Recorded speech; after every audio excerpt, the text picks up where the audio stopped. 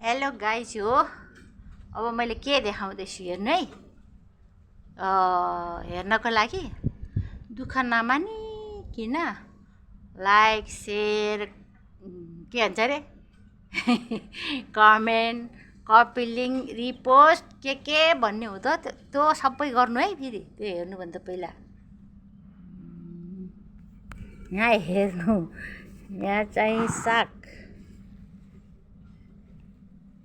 अस्ति म गुल्मी जाँदाखेरि यो साग थिएन कि लगेन कि फेरि गुल्मी ढुवालातिर म अस्ति त्यसै गएँ, हातको हिलामा हालेर गएको। त्यत्रो साग रहेछ त्यो बुढी त्यसै आएको नभन है ढुवाकोले टोलीले। यो यहाँको त कस्तो राम्रो भइसक्यो, अस्ति पठाएको गुरुङ होटेलमा फेरि भइसकिन्छ क्या। अनि फेरि टिपेँ। यो चाहिँ हिउँदे सिमी, आफ्नै बारीको अर्ग्यानिक सिमी है। यो हो सिब्जाना, बरेङ ढहलको सिब्जाना। यो चाहिँ यत्रो ठुलो हुन्छ क्या, बकुल्ला हो कि के भन्ने, यत्रो ठुलो हुन्छ क्या। हाम्रो त बिचारै पुरा बोक्रा खान मिल्दैन, गेरा हुन्छ क्या। यस्तो गेरा खतरा हुन्छ घामले सुकेर। यो भनेको आफ्नै बारीको अर्ग्यानिक सिमी, आफ्नै बारीमा फलाएको। हेर्नुहोस्, अब सम्पर्क राख्नु हो कसैलाई भनी सबै बारी खाली गरेर टिपिदियो। कसलाई सकेछ सम्पर्क राख्नु है, सबैजनालाई भनौँ भने अब बुटै खाली गरिदियो यी सबै टिपेर। गुरुङ होटेल जाँदैछ गुल्मी भुवाचिती। गुल्मी भुवाचिती अहिले पुर्याउने मान्छेले पुर्याउँछ कि पुर्याउन थाहा छैन, टिप्ने मान्छेले चाहिँ टिपिसक्यो। यो त निराइसक्यो। साग चाहिँ यहाँ छ, एक बाल्टी साग भएछ।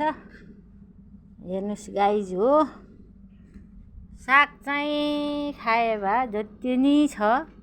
साग खान चाहिँ सम्पर्क राख्नु होला। हिउँदे सिमीको लागि चाहिँ अब 1 हप्ता कुर्नु होला कसैले चाहिन्छ भने। यो सिमी त छ होइन, तर यो सिमी चाहिँ सम्पर्क राखे पनि नदिनेवाला हो कि फेरि।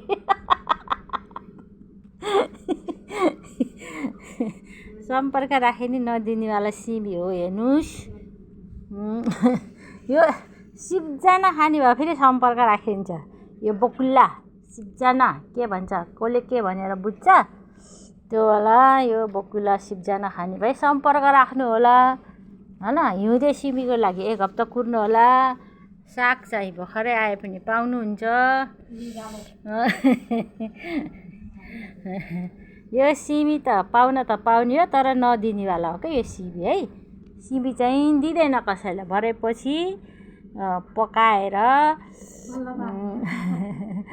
गेरा खाने क्या। गेरा पिनालु हालेर पतत पारेर। अस्ति म बरेङ ढुवा खोलाबाट 1 बोरा पिनालु ल्याएको, हिजै खाइसक्यो। सिस्नु खाएँ, भिटामिन डी कम भएछ। हेर्नु गाइज हो। अनि थथ कामेर सुत्दै उठ्दै यति काम गर्नलाई 10 पल्ट सुत्यो होला भनेपछि के गर्यो होला होइन। भिटामिन डी भएछ अरे। डी चाहिँ लास्टमा छ। कतै त्यही आमाजु दाई जस्तै हाँस्दै बोल्दा फङलङ्गै ढल्छ। प्रेसर लो त पहिल्यै थियो, म ढल्न बित्तिकै चिसो हुन्छ, सबैले लैहाल्छ, त्यसै म चिसो छु होइन। अब भिटामिन डी पनि कम भयो रे। यो यस्तो मेरो जिउ गल्ने यताउता थरथर काम्ने त म बेलामा भइरहेको थियो। अनि हस्पिटल गएर त्यस्तो थाहा पाउन, कहिले किडनी भन्थ्यो, कहिले के भन्थ्यो, अहिले फेरि भिटामिन डी भने। हेर्नुहोस् गाइज हो, के हो त्यसको दबाई भन्ने कुरा के हुन्छ भन्नु त, छिटो कमेन्ट गर्नु त मलाई। कसैलाई थाहा छ, थाहा नभएकोले सेयर गर्नु। कसैले पत्ता लगाइदेला। 1 दिन भयो नि बढी बाँच्नु पर्ला नि होइन। ट्याङल्याङ मेरो आमाजी दाई बाँच्छु भन्दै मऱ्यो। म नि त्यस्तै होला फेरि फङलङ्गै ढलेर है गाइज हो। By by.